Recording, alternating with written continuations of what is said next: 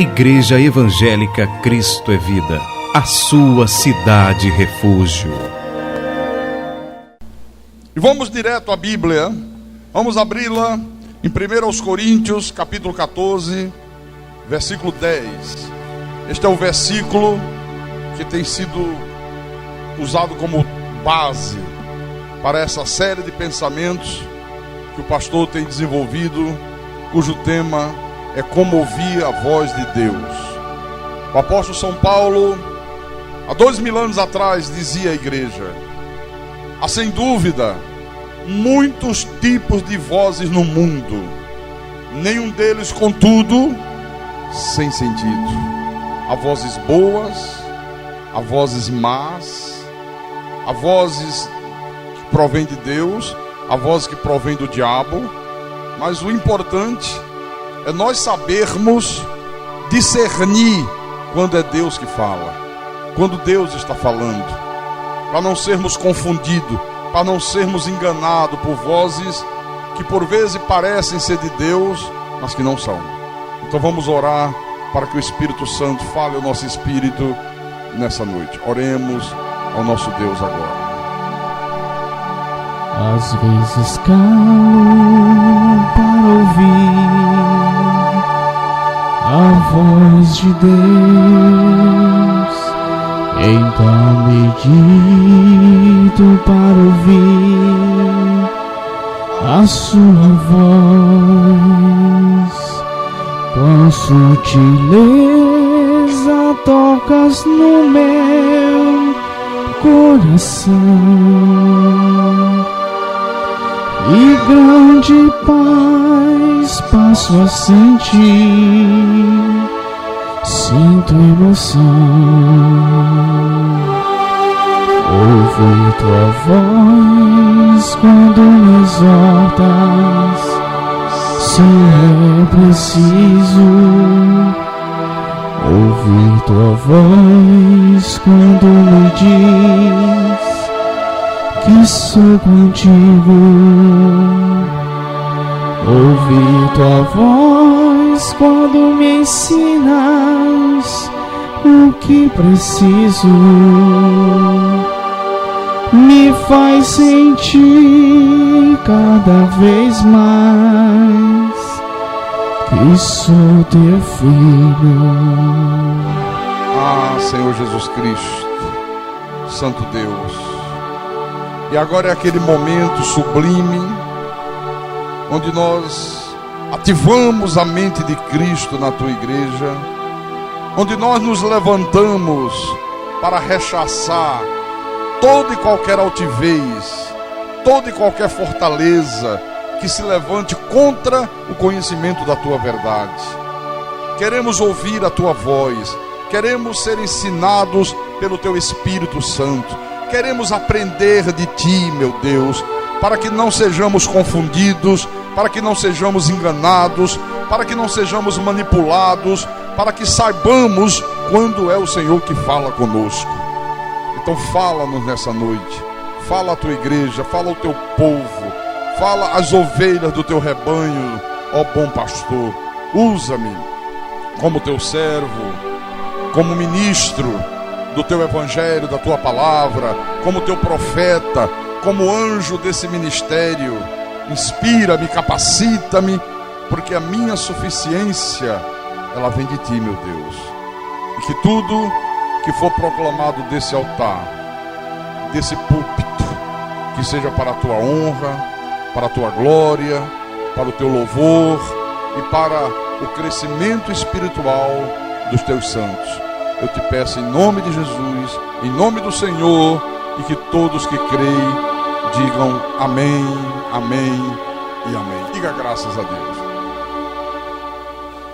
Meus irmãos amados e minhas irmãs em Cristo, eu falei hoje de manhã, aliás, eu terminei o culto de hoje de manhã dizendo que quando Deus fala, esse Deus aqui da Bíblia, quando Ele fala a alegria, quando Deus fala a bem-estar, quando Deus fala a luz, não há trevas, quando Deus fala não há melancolia, não há desajustes, não há conflitos. Quando o nosso Deus fala, não há erro, não há misticismo, não há paganismo, não há engano. Então, é muito simples nós chegarmos à conclusão de dizer: se não há alegria, não é Deus que está falando. Se não há um bem-estar espiritual, não é Deus que está falando. Se há conflitos na nossa vida, se há desajustes, então não é Deus que está falando. Se há misturas, se há paganismo, se há misticismo, é claro e evidente que não é Deus falando, é o diabo falando. É o maligno falando através dos seus filhos, através dos seus ministros. Eu quero mostrar um exemplo que está em Atos dos Apóstolos, capítulo 8, que vai clarear muito a nossa mente, para a gente entender isto aqui. Atos capítulo 8, versículo 9 em diante. Todos acharam? Todos encontraram? Então diz assim: ora, havia certo homem chamado Simão, que ali praticava a mágica, iludindo o povo de Samaria, insinuando ser ele grande vulto, ao qual todos davam ouvidos, do menor ao maior, dizendo: este homem é o poder de Deus, chamado grande poder. Aderiam a ele, porque havia muito os iludira com mágica. Olha, aqui está a voz do engano. Este homem aqui, irmãos, ele iludia o povo de Samaria com mágica. Não era a mágica do Mr. M, não era a mágica de um mágico de circo. Quando a Bíblia fala de mágica, ela está falando de pessoas que operam poderes, que operam sinais, que operam prodígios da mentira, do diabo. Paulo falou sobre isso. Antes de eu continuar, deixa eu mostrar isso aqui. 2 Tessalonicenses, segunda epístola de Paulo à igreja de Tessalônica, capítulo 2, versículo 9. Porque se não entender isso aqui, quando vê sinal, quando vê prodígio, já diz: ah, é Deus, é Deus, é Deus, é Deus. E muitas das vezes não é Deus.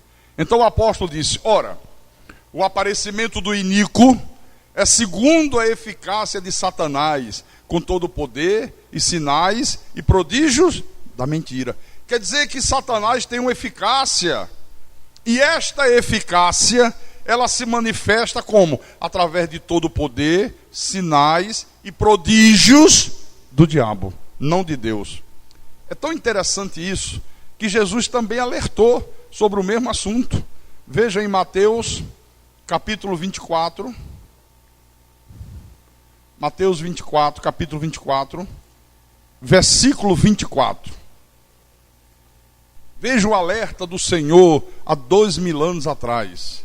Jesus disse assim: porque surgirão falsos cristos e falsos profetas, falando de predestinação, dizendo que Deus é soberano, dizendo que Jesus derrotou o diabo na cruz. É isso que está na Bíblia? Mas eles dizem lá fora que é isso, né?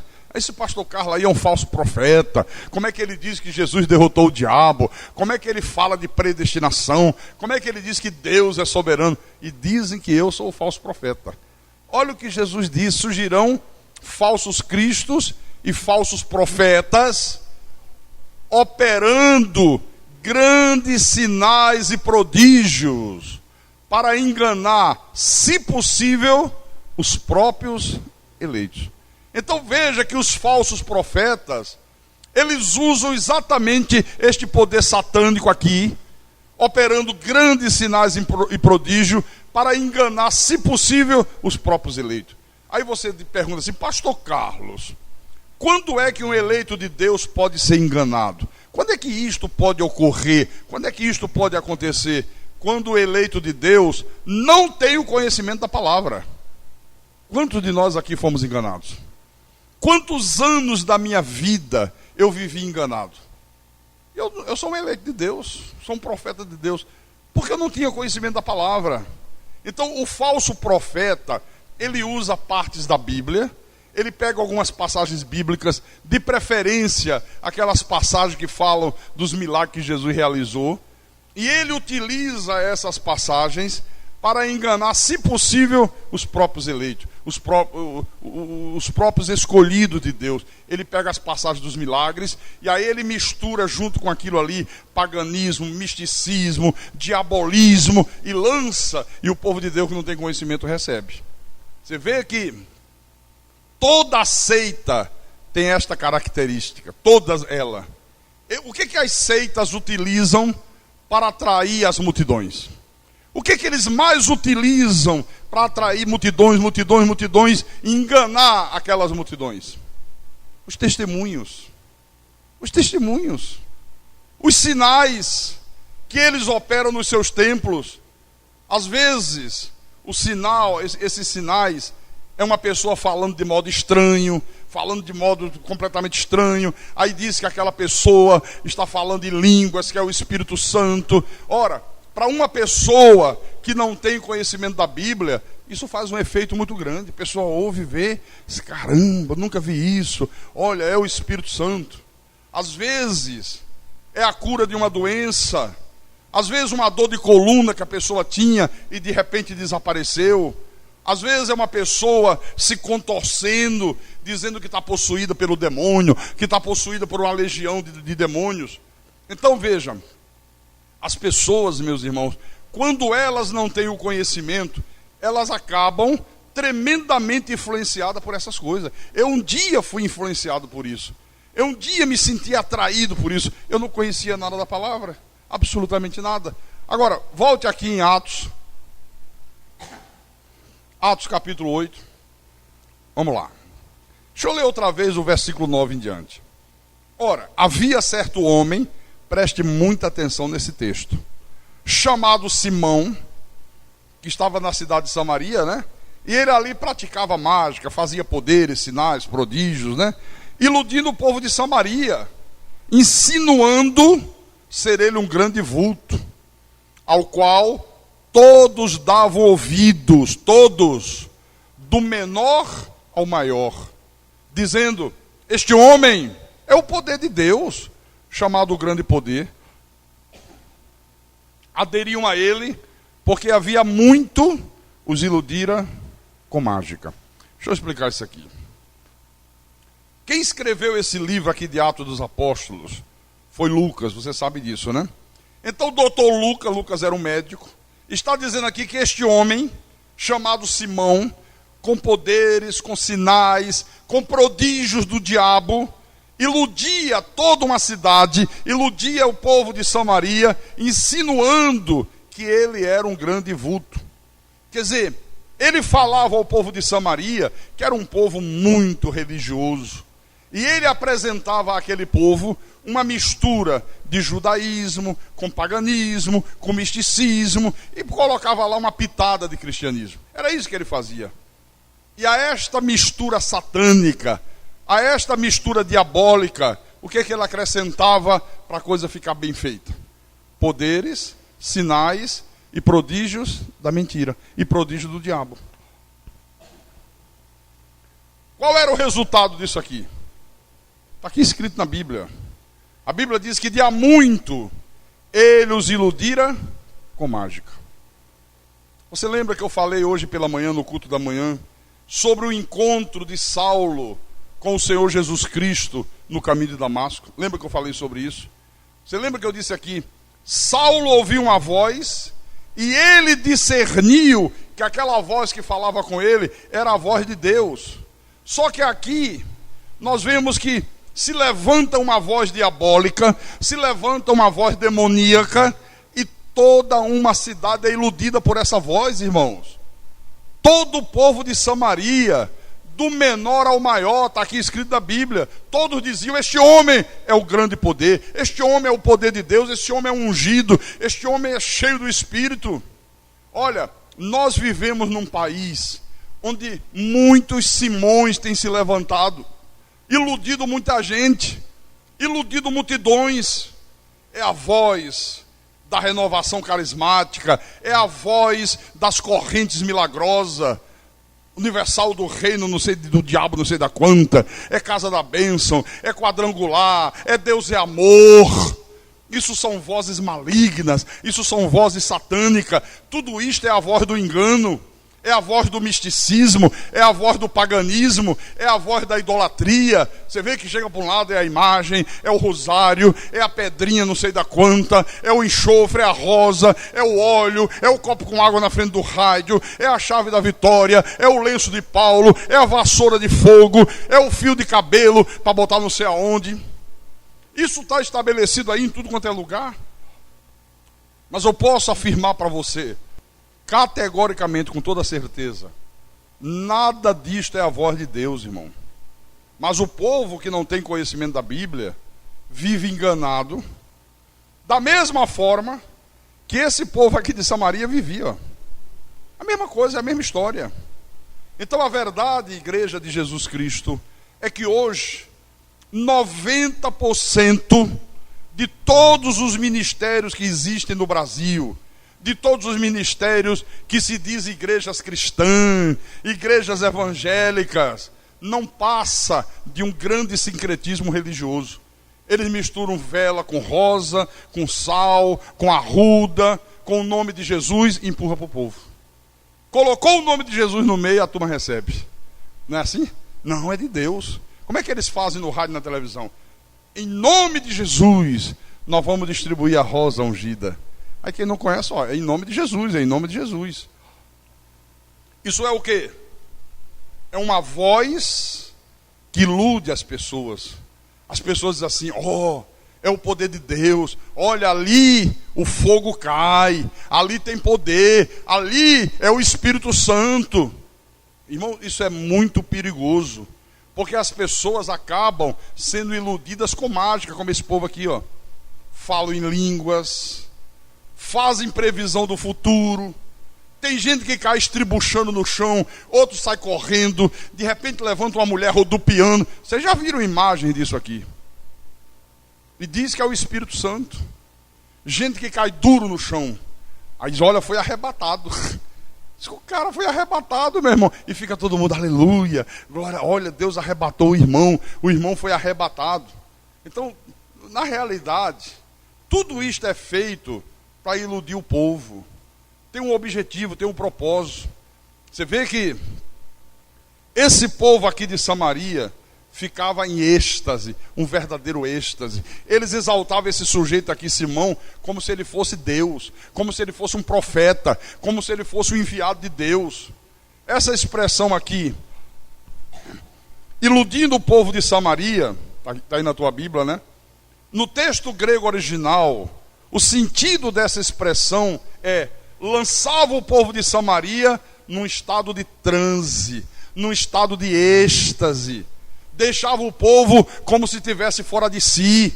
Tirava do povo o equilíbrio psicológico e espiritual. Aí eu pergunto, será que esta não é exatamente a imagem que nós estamos vendo nos dias de hoje? É exatamente a mesma coisa, irmão. Veja, um homem se arvora como sendo de Deus, se apresenta como sendo um profeta de Deus, como sendo ungido, como sendo dirigido pelo Espírito, e as pessoas não conseguiam ver que era o diabo que estava ali. Não conseguiam ver, tá aqui. Interessante, né? Toda uma cidade iludida. Todos acreditavam neste homem. Todos davam ouvido a este homem. A Bíblia diz do menor ao maior. Está aqui. Eles estavam dizendo que este homem aqui era o grande poder de Deus. E era o diabo. E era o diabo, irmão. E uma cidade inteira exaltando. Está aqui, ó. Todo o povo iludido com os seus truques. Olha, eu posso dizer para você uma coisa. Eu vi isto aqui com os meus próprios olhos. Eu já tive a felicidade de Deus permitir que eu visse, para que hoje eu pudesse combater, para que hoje eu pudesse pregar sobre isso. Irmãos, as pessoas ficam hipnotizadas. Eles mandam as pessoas darem tudo que elas têm, e elas dão tudo que têm. Eu já contei aqui nessa igreja. Uma vez eu estava em São Paulo, na sede da seita universal do reino de Lucifer, e lá era uma noite de domingo como esta. 2.000 pessoas na sede do Brás naquela época. E o Simão, na verdade não é Simão, é Edir Macedo, o nome é outro. Ele estava fazendo a reunião, lá não chama culto, lá chama reunião. E depois que ele falou aquelas baboseiras que todos nós conhecemos, aí ele pensou, olhou assim, e disse assim: obreiro, pega uma pedra que tem aqui atrás do altar. Estava se fazendo uma obra, e quando cavaram tinha uma pedra, olha, grande, muito grande, uma rocha. Para trazer aquela pedra para cima, foi preciso uns 6 a 8 homens, muito pesada. Aí tinha uma mesa em cima.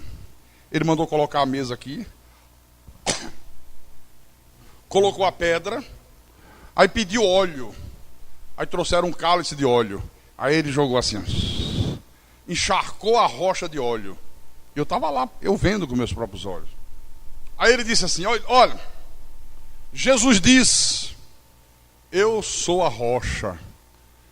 Essa rocha representa Jesus. Quem crê que Jesus é a rocha? Aí todo mundo, eu, amém. Então diga amém, amém.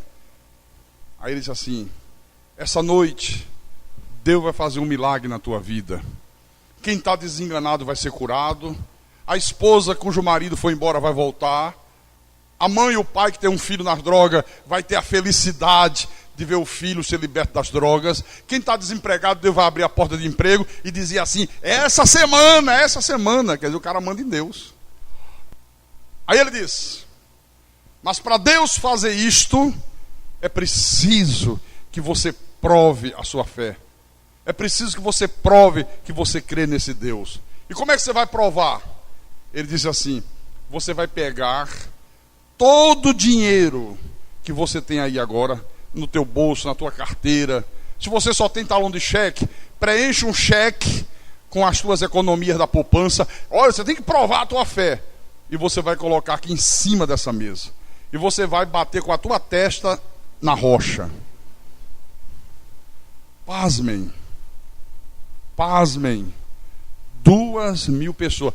Eu vi, ninguém me contou. Eu sou testemunha ocular disso. Então tinha 2 escadas, uma no lado, outra no outro. 2 filas subiam e as pessoas vinham e colocavam tudo. Tinha gente que pegava a carteira, fazia assim, ó, ainda sacudia para não ficar nada. Nem uma moedinha. Ainda dizia mais: você vai voltar a pé para casa. Pela fé. E as pessoas colocavam e batiam com a testa e saía com aquela mancha de óleo na testa. Irmãos, você sabe o que é uma pessoa ganhar um salário mínimo, que mal dá para a pessoa viver, mal dá para a pessoa subsistir, e vem de lá uma voz e diz: você tem que dar tudo, você tem que pegar todo o dinheiro, todo o teu salário e dar para Deus. E a pessoa dá. Você sabe o que é isso? Quer dizer, só debaixo de uma hipnose diabólica. Porque na verdade, no seu estado normal, uma pessoa no seu estado normal, jamais ela faz uma coisa dessa. Jamais ela vai fazer uma loucura desta. E aí eu quero que você veja a importância de você conhecer as coisas que essa igreja aqui te ensina. Porque uma pessoa que não tem o conhecimento da graça de Deus, ela é iludida, ela é enganada, como eu fui, como muitos de vocês foram. Vou dizer mais. Se este Simão aqui, se ele existisse nos dias de hoje, ele seria aclamado como homem de Deus. A maioria das igrejas ia reconhecer esse homem aqui como sendo um homem ungido, como sendo um homem cheio do Espírito. Todas as igrejas iam reconhecer este homem como cheio da unção de Deus. Porque hoje é assim. O indivíduo é artista de televisão, é artista de novela, é artista pornô, é cantora de renome, aí diz que se converteu, e depois que diz que se converteu, 2 meses depois, está ganhando 10 mil reais para dar testemunho nas igrejas. Vocês sabiam que é assim? Jesse Valadão cansou de ganhar. Jesse Valadão nunca se converteu a nada. Nunca. montou um escritório só para administrar os testemunhos que ele dava nas igrejas. E dizia, tem que me pagar mesmo, porque o meu testemunho atrai multidões, o meu testemunho atrai muita gente. Então você vê que são muitas vozes do engano. O maligno fala e diz que é Cristo que está falando, diz que é o Senhor Jesus que está falando. Veja, por exemplo, o engodo que está estabelecido aí no Brasil, que fala do G12. Já ouviu falar de G12? A igreja em casa. Ele diz, não, é a igreja em células. Não são as células. Aí eu pergunto, aonde você encontra, aqui na Bíblia Sagrada, Jesus mandando fazer igreja em casa? Você já encontrou isso na Bíblia? Não, faça a igreja em casa, igreja em casa. Cada casa é uma igreja, cada casa é um templo. Quer dizer, isto é a voz do engano. Isto não é a voz de Deus, mas não é mesmo. Ele diz assim, não precisa de pastor. Tem até igreja hoje que diz isso. Irmão Célio frequentou a igreja... Como é o nome daquela igreja do véu? Igreja Cristã do Brasil, Congregação Cristã do Brasil. Lá ele diz, não precisa pastor. Tem negócio de pastor não. Quem sentir de Deus se levanta e pregue. Aí um levanta, fala, o outro levanta, fala. Casa de Noca, a lei do vale tudo, né? Não, a igreja em casa. Em casa, todo mundo tem o direito de falar. Deus pode usar qualquer pessoa. Deus pode usar qualquer irmão. Olha, amados, isto é uma voz diabólica. Você sabe o que é que diz a voz de Deus sobre isso? Vou mostrar para você. Mateus capítulo 21, vamos lá. Olha como é diferente a voz de Deus. Mateus capítulo 21, versículo 12 e 13. Todos acharam? Então vou ler. Tendo Jesus entrado no templo, expulsou todos os que ali vendiam e compravam. Também derrubou as mesas dos cambistas e as cadeiras dos que vendiam pombas. E disse-lhes, está escrito, a minha casa será chamada casa de oração. Vós, porém, a transformais em covil de salteadores. Jesus entrou aonde? No templo. Deixa eu explicar isso aqui. É o seguinte... Como ia muita gente para o templo, então os ímpios, os incrédulos, começaram a ir também. Mas para adorar a Deus, não. Para ouvir a palavra, não. Para tirar proveito da multidão, vender alguma coisa. Então eles sabiam que as pessoas compravam animais para fazer as oferendas, fazer os sacrifícios. Aí tinha lá gente dentro do templo vendendo animal. Não ia para ouvir palavra, não ia para louvar a Deus, não ia para adorar a Deus, ia para fazer comércio. Epa, alto lá. A minha casa será chamada casa de oração. Pode sair. Expulsou todos lá de dentro. Ele entrou no templo. Salmo 122. Salmo 122. Versículo 1.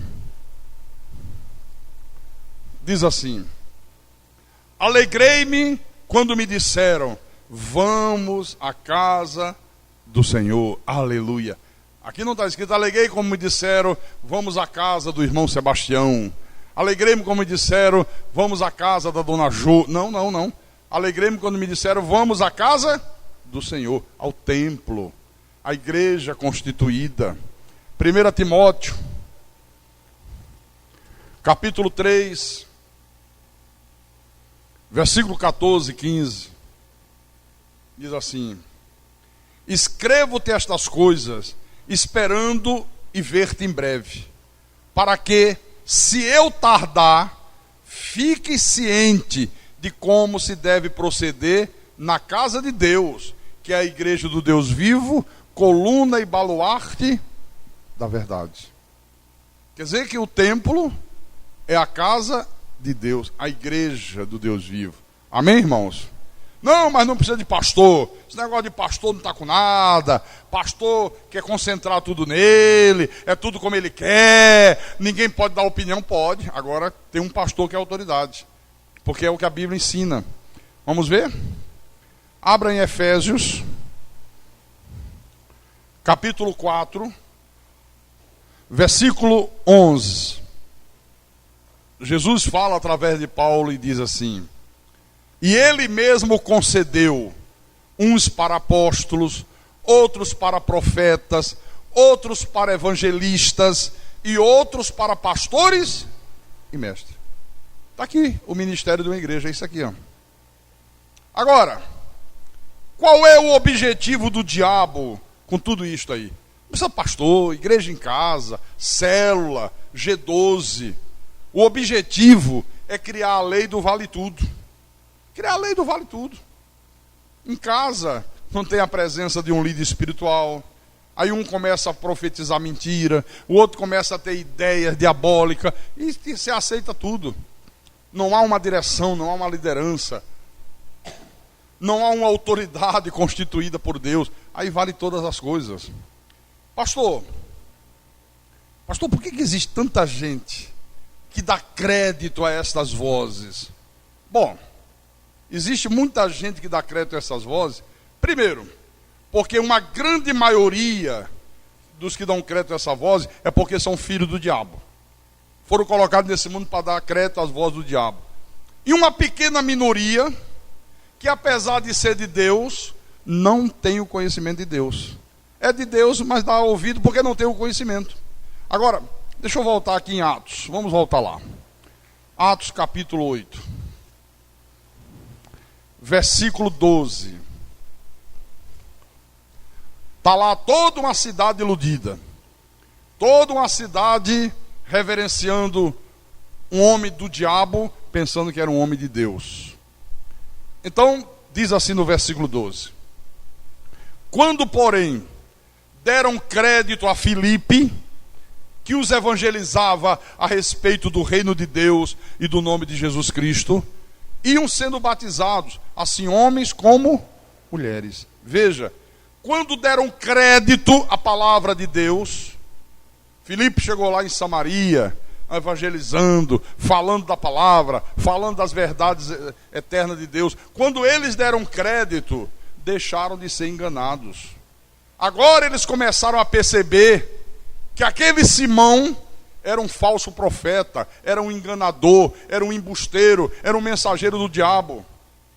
Agora eles começaram a perceber que todos aqueles sinais que este homem operava, que esse Simão fazia, eram sinais do maligno, eram sinais do diabo. Olha, irmãos, só o conhecimento da palavra de Deus tem poder para quebrar a hipnose do diabo sobre a nossa vida. Só o poder da palavra, não tem outro jeito.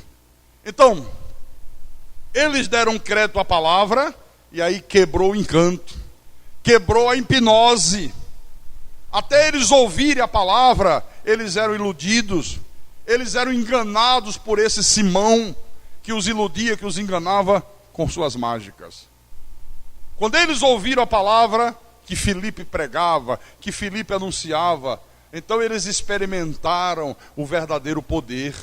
Agora eles começaram a perceber que os sinais que Simão fazia não era de Deus, não tinha nada a ver com Deus. Pastor, mas é possível isso? Claro que é possível. Vocês lembram lá no Egito? Quando chegou Moisés e Arão, o que eles faziam? Chamavam os magos do Egito e faziam igual. Até que chegou uma hora que Deus chega, agora vocês não podem mais fazer nada. Mas durante um bom tempo eles fizeram as mesmas coisas. Por isso que eu digo para você, irmãos, só o poder da palavra, só o conhecimento da verdade faz com que você perceba quando é o diabo falando, querendo mostrar que é Deus que está falando. Só com o conhecimento da palavra é que eles foram perceber que este cafajeste espiritual aqui não era o homem de Deus que eles imaginavam. Quantos cafajestes espirituais estão por aí e as pessoas paparicando, achando que é um homem de Deus, é um homem de Deus, ele é cheio de unção, ele é cheio do Espírito Santo, e é o diabo falando. E sempre iludindo com o quê? Com poderes, com sinais e com prodígios da mentira. Porque olha só, presta atenção no que eu vou dizer para vocês. Meus irmãos, os sinais de Deus, os milagres de Deus, as maravilhas de Deus, os prodígios de Deus, eles sempre vêm em consequência da pessoa ouvir a palavra de Deus. Não tem outro jeito. Quando os sinais vêm, quando os sinais acontecem, onde a palavra não é pregada, onde a palavra não é ensinada, esses sinais não são de Deus.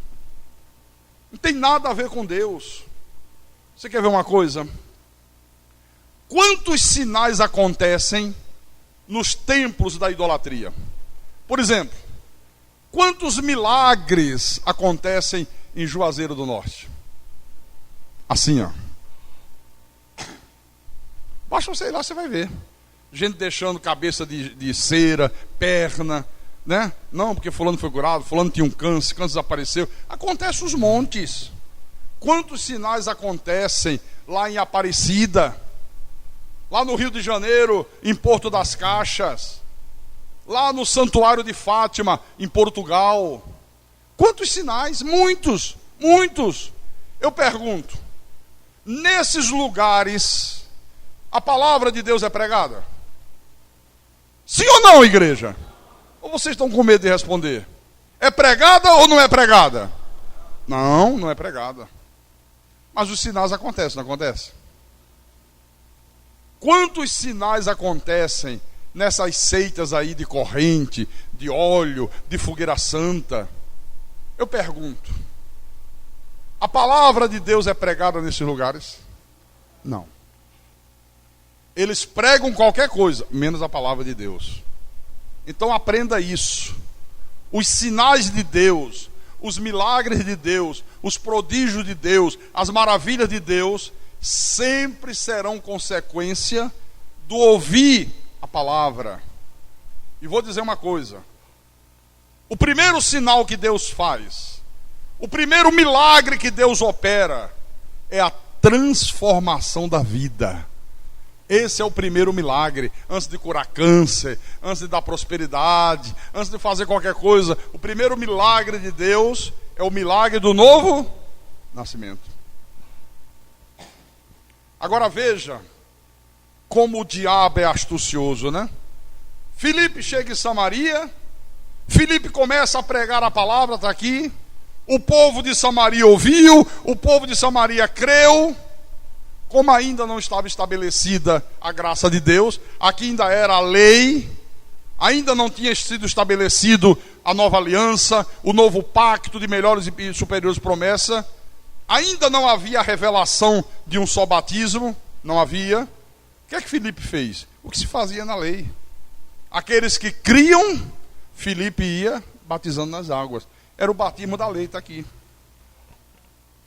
Quando esse Simão aqui viu o povo indo se batizar, e ele viu Deus operando sinais, operando maravilhas, as pessoas com vida transformada, as pessoas felizes, as pessoas alegres, as pessoas entusiasmadas, as pessoas vivendo uma nova realidade espiritual, ele correu e disse: olha, eu também quero, e foi lá e se batizou. Versículo 13. Vamos ver.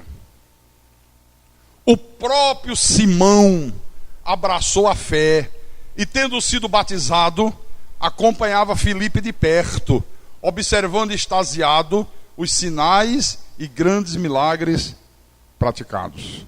Que coisa, né? O cara correu lá, colocaram em Simão aquela batinha azul, já viu aquela batinha que as igrejas usam para batizar as pessoas? E ele, tibungo, batizou nas águas. Ele se batizou, mas não estava convertido. E é interessante, né? Porque o impacto da palavra de Deus é tão grande. A palavra de Deus, a Bíblia diz, era como uma rede. A rede de pé, você lança a rede no mar, quando você puxa, vem tudo. Peixe bom, peixe ruim, lata, garrafa, lixo. O que tem a rede arrasta. Traz peixe bom, mas traz peixe ruim também. Então, no meio do povo de Deus, lá veio o tal de Simão. Quer dizer que o negócio para entrar nesse reino aí é mergulhar na água? É isso? É. Ah, então é muito fácil. Então eu também quero. Só dar um mergulhinho bobo? É. Mergulhou. Ele se batizou. E ele ficou ali ao lado de Filipe, extasiado, observando os sinais e grandes milagres praticados por Filipe, praticados naquela cidade. Agora veja que aqui no versículo 18, diz assim: vendo, porém, Simão, que pelo fato de impor os apóstolos as mãos era concedido o Espírito, ofereceu-lhes dinheiro. Aqui você já vê que não houve conversão, né? Esse homem apenas dissimulou, ele fingiu ter se convertido, porque ele não era um predestinado, ele não era um eleito, ele não era uma ovelha de Jesus Cristo, ele apenas se fantasiou de crente. Eu vou dizer uma verdade para vocês: batismo nas águas só serve para isso, fantasiar as pessoas de crente. Ah, aquele homem ali agora é o irmão fulano, porque ele se batizou nas águas. Não, agora já é crente, agora já é um irmão em Cristo, agora já é uma pessoa confiável, ele acabou de se batizar nas águas. Batismo nas águas só serve para entrar um pecador enxuto e sair um pecador molhado. Para mais nada, absolutamente nada. Esse homem aqui batizou, ele não era crente, ele não era cristão, ele não era convertido, ele não era confiável. Quer dizer, para que serve batismo nas águas? Para nada. Quer dizer que o verdadeiro batismo qual é? O batismo com o Espírito Santo. Este homem não era convertido, este homem batizou nas águas, mas depois o que é que ele faz aqui? Oferece dinheiro aos apóstolos, pelos dons do Espírito Santo. Olha, eu te dou dinheiro se vocês também me derem esse poder de orar com as pessoas, e as pessoas serem batizadas, e as pessoas serem transformadas. Aqui, ó.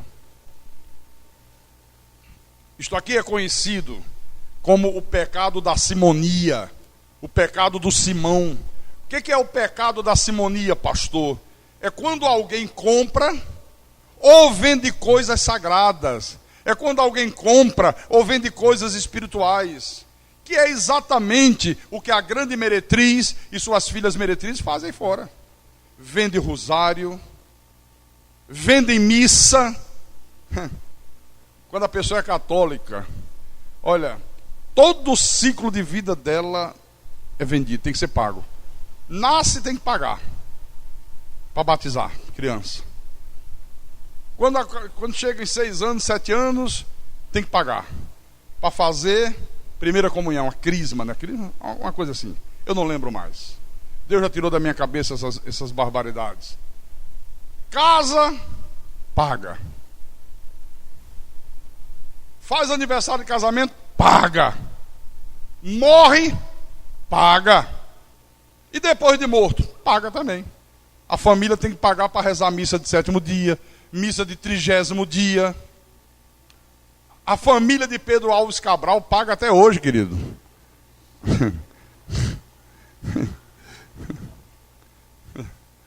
Então a grande meretriz faz tudo isso, né? E as filhas da grande meretriz? Vendem as bênçãos financeiras, é o óleo não sei de quê, é a fogueira santa não sei das quantas. Tudo isto é o pecado da simonia.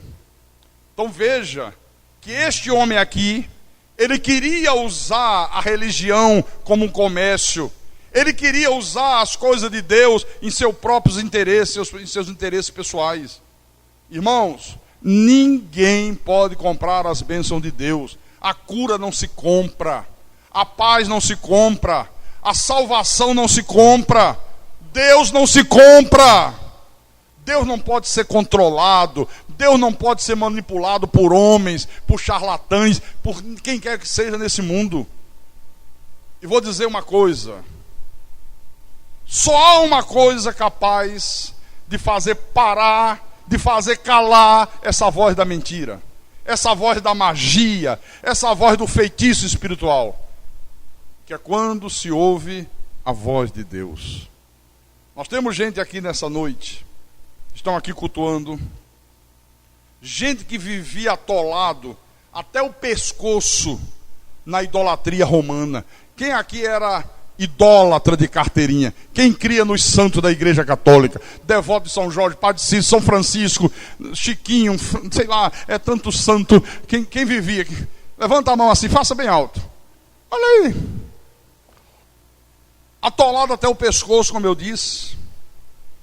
Mas um dia, irmão Menezes que o diga, ligou o rádio, ouviu esta voz da verdade, ouviu a pregação do Evangelho da Graça de Deus, e quando ouviu a voz de Deus na mesma hora, calou a voz da mentira. Na mesma hora. Nós temos aqui nessa noite pessoas que viviam nas correntes, fazendo corrente disso, corrente daquilo, fogueira santa, dando o seu dinheiro, dando os seus bens.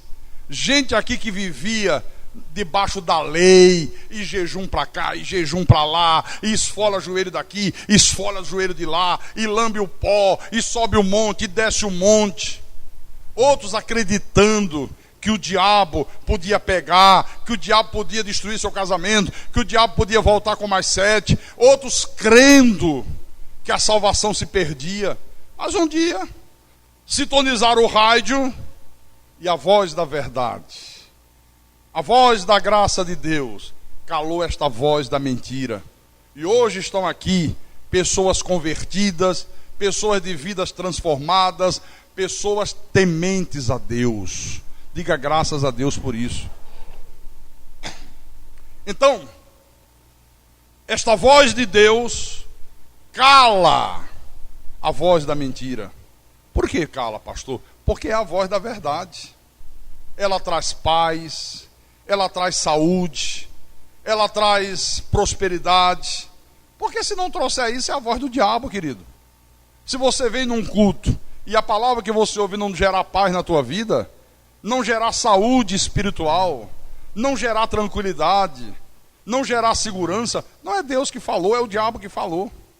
Agora você vê aqui, que no versículo 21, olha o que Pedro diz para esse cara.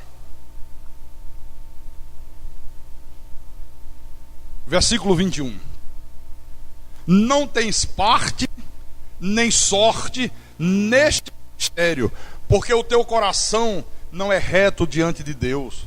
Arrepende-te, pois, da tua maldade, e roga ao Senhor, talvez te seja perdoado o intento do coração, pois vejo que estás em fel de amargura e laço de iniquidade. Você veja que era um homem mensageiro do diabo, se misturou no meio do povo de Deus, mas Pedro discerniu que o coração deste homem não era reto diante de Deus. Uma coisa é diante dos homens, outra coisa, completamente diferente, é diante de Deus. Diante dos homens, meus irmãos, ele era o quê? O grande poder de Deus. Grande poder de Deus, ungido. Não, ele é de Deus, ele está cheio do Espírito Santo. Mas diante de Deus ele era o quê? Um mentiroso, um charlatão, um mensageiro do diabo. Então eu quero que você perceba que o que conta é o que nós somos diante de Deus. Não é o que nós somos diante dos homens, é o que nós somos diante de Deus. Então Pedro disse, olha, o teu coração não é reto diante do Senhor. E eu vejo, rapaz, que você está em fel de amargura e laço de iniquidade. No texto grego original, essa expressão aqui, em fel de amargura, significa o veneno que uma pessoa que não tem Deus, uma pessoa que não tem Jesus destila. Olha, toda pessoa que não ouve a voz de Deus, ela expele um fel de amargura, toda ela. A vida da pessoa que não ouve a voz de Deus é uma vida amargurada. Ela é como esse Simão aqui, uma pessoa venenosa. Cuidado, ela expele veneno. Veja que este homem aqui envenenou toda a cidade de Samaria. Ele chegou aos extremos de fazer com que as pessoas reconhecessem ele como sendo um homem de Deus.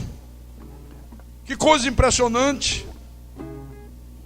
Então, meus irmãos, igreja de Jesus Cristo, na hora que a palavra de Deus é pregada, quando a palavra de Deus é ouvida, a luz tem que brilhar na tua vida, em nome do Senhor Jesus Cristo. Tem que brilhar. Você sabe que o período mais escuro da noite é aquele período que vai entre 2 da manhã às 4 da madrugada. É o período mais escuro da noite. Então esse período mais escuro é exatamente o período que antecede o raiar do sol, que antecede o nascer de um novo dia. Então um filho de Deus, ele pode estar nas mais densas trevas, mas quando ele ouve a palavra da verdade, quando ele ouve o evangelho da graça, quando ele ouve a palavra do Senhor, a luz vai brilhando, vai brilhando, vai brilhando, até se tornar dia claro. Eu sei que há pessoas aqui, nesta noite, que Deus trouxe, pessoas que estão ouvindo essa palavra, pessoas que amanhã vão ouvir através de um CD, pessoas que amanhã estarão ouvindo através de um programa de rádio, que estão mergulhadas numa noite de trevas, estão mergulhadas no mais escuro que a vida podia resistir, que a vida podia ter. Alguém que já andou na feitiçaria, alguém que já andou na idolatria, alguém que já foi enganado nas correntes, alguém que já bebeu o fel da amargura. Eu posso dizer para você, eu, pastor Carlos Magno, eu já andei numa noite de trevas tremenda. Eu já tive trevas enormes na minha vida espiritual. Eu sei quantos anos da minha vida eu perdi diante das imagens que nunca falaram comigo. E eu me ajoelhava diante da imagem de Maria. Eu era um devoto de Maria. Na capela do colégio e ambulatório São José, lá em Natal, no bairro das Rocas. E eu ficava sozinho. Olha que perversidade. Eu muito novo. E eu me prostrava diante de uma imagem de Maria. Fala comigo. Você não apareceu para aquelas crianças lá em Fá. Apareceu nada, que foi o diabo. Mas eu ficava pedindo, implorando. Ela nunca mexeu nem uma piscadinha de olho.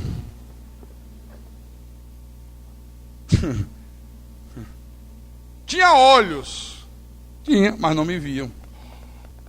Eu sei quantos anos eu vivi nas trevas das correntes de libertação.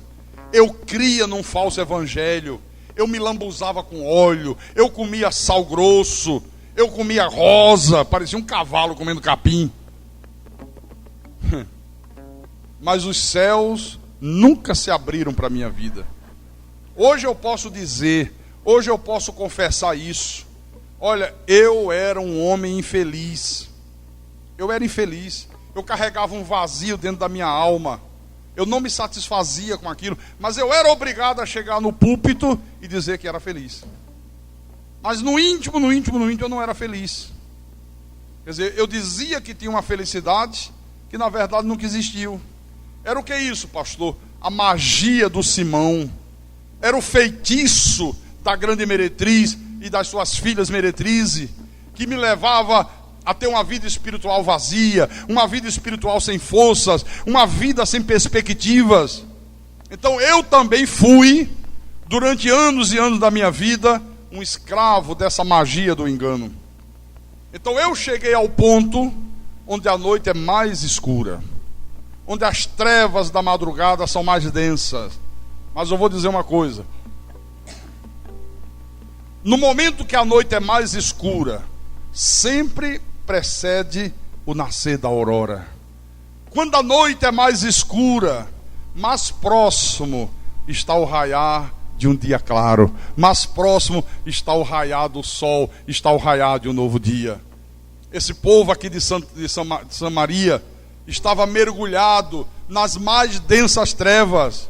Mas no dia que eles deram crédito à palavra de Deus, a palavra que Filipe pregou para eles, a luz de Deus começou a brilhar em suas vidas. Eles largaram os feitiços, eles largaram a magia, eles largaram esse falso evangelho que esse Simão aqui pregava, eles abandonaram a crença neste homem aqui, que se fazia passar pelo poder de Deus, que se fazia passar por um profeta de Deus. Irmãos, olhe, a noite escura sempre precede um dia claro. E eu tenho certeza que nessa noite de domingo há pessoas aqui que precisam urgentemente dar crédito a esta palavra, dar crédito a esta voz, para poder ver a luz brilhar em suas vidas. Tem gente aqui nessa noite precisando desesperadamente ver a luz brilhar no seu caminho. A vida está cheia de trevas, está andando na escuridão, está caindo em buraco, está caindo em precipício, está tropeçando nas pedras do caminho da vida, precisando urgentemente que brilhe uma luz para lhe mostrar o verdadeiro caminho, precisando ver uma luz como Saulo viu no caminho de Damasco. Não basta apenas vir a um culto, não basta apenas ter uma Bíblia, não basta apenas dizer Senhor Jesus, eu te amo. Não, é preciso ver a luz, é preciso que a luz de Deus resplandeça sobre a tua vida, senão não adianta, senão não tem jeito. Quem está precisando dessa luz? Quem sente, puxa pastor, a minha vida não está boa, eu sinto uma escuridão, eu bato numa porta, eu bato na outra, eu dou cabeçada, eu caio, de repente parece que está tudo bem, aí desmonta tudo, de repente eu vou caminhando, parece que o chão está firme, de repente o piso é areia movediça, começa a tragar a minha vida, eu me desespero, eu não vejo perspectiva, eu não tenho paz, eu tenho medo do futuro incerto. Eu preciso ver a luz de Deus na minha vida. Se você está precisando disto, fique de pé, que eu quero orar por você agora.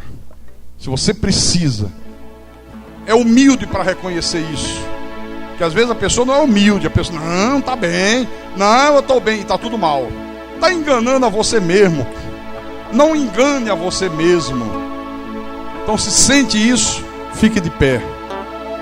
Deus vê a tua sinceridade,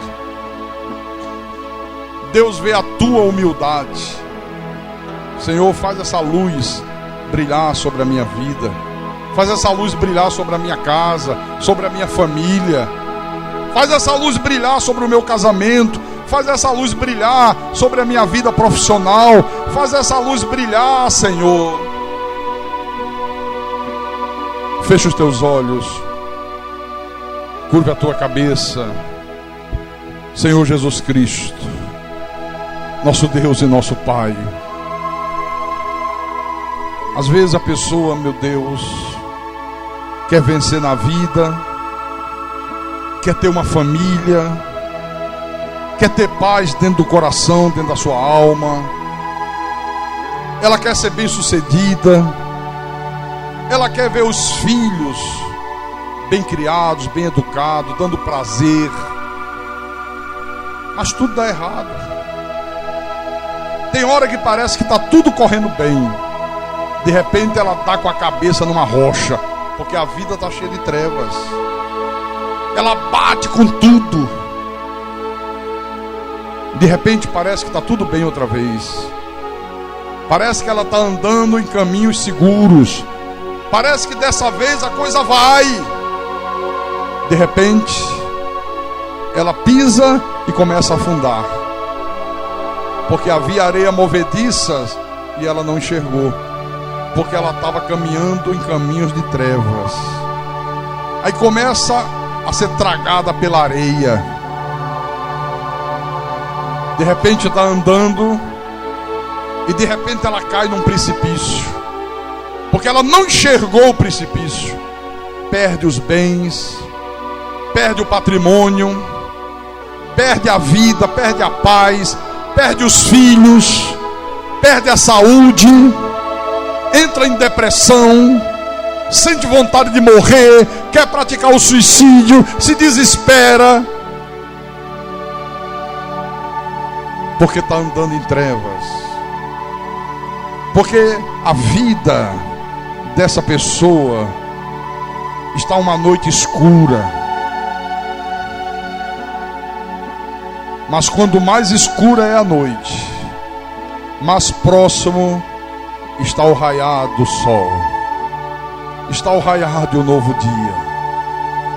E quando a pessoa é humilde para reconhecer, quando a pessoa é humilde para dizer: Senhor, a coisa não está boa, Senhor, eu sinto que eu estou caminhando em trevas, eu sou inteligente, eu sou uma pessoa trabalhadora, eu me esforço, eu tenho vontade, eu tenho determinação, mas as coisas nunca acontecem da maneira que eu quero. As coisas nunca acontecem da maneira que eu almejo, da maneira que eu espero. Eu carrego um vazio dentro de mim. Eu não sou uma pessoa feliz. Eu sou uma pessoa triste.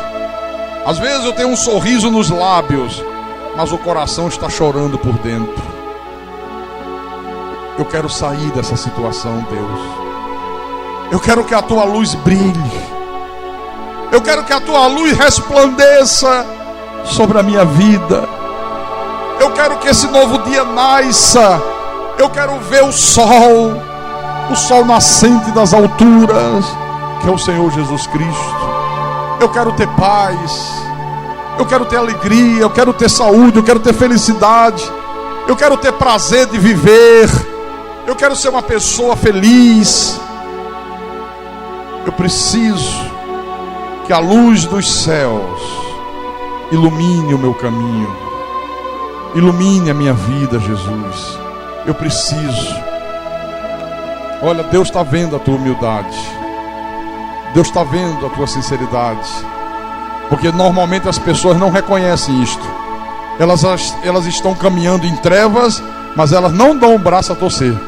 Elas dizem que está tudo bem, não precisa de nada, que está bem com Deus, que está tudo às mil maravilhas. Elas dizem que estão sentindo felicidade, que estão sentindo alegria, mas é só da boca para fora.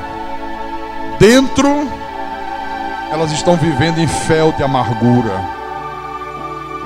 Ah, Jesus, o Senhor sonda mentes e corações. O Senhor conhece o mais íntimo do nosso ser. O Senhor conhece o coração de cada pessoa que está aqui nessa noite. Essas pessoas que ficaram de pé, este homem, esta mulher, este senhor, esta senhora, esta moça, este rapaz. O Senhor conhece a sinceridade de cada um. E se há sinceridade, se não há fingimento, se não há hipocrisia, se há verdade, se elas estão verdadeiramente clamando do íntimo da sua alma, faz a tua luz brilhar sobre elas, Senhor. Faz com que elas tenham a experiência que este povo de Samaria teve. Faz com que elas tenham a experiência que Saulo teve no caminho de Damasco, quando ele viu uma luz brilhar dos céus, e ele ouviu a voz do Deus eterno, e a partir dali a vida de Saulo mudou. Que a vida dessas pessoas mudem, que haja uma mudança, que haja uma transformação radical, que haja uma mudança extraordinária, e que o teu nome seja glorificado nelas. Eu te peço em nome de Jesus, eu te peço em nome do Senhor. Oh, aleluia, aleluia, aleluia, Espírito Santo.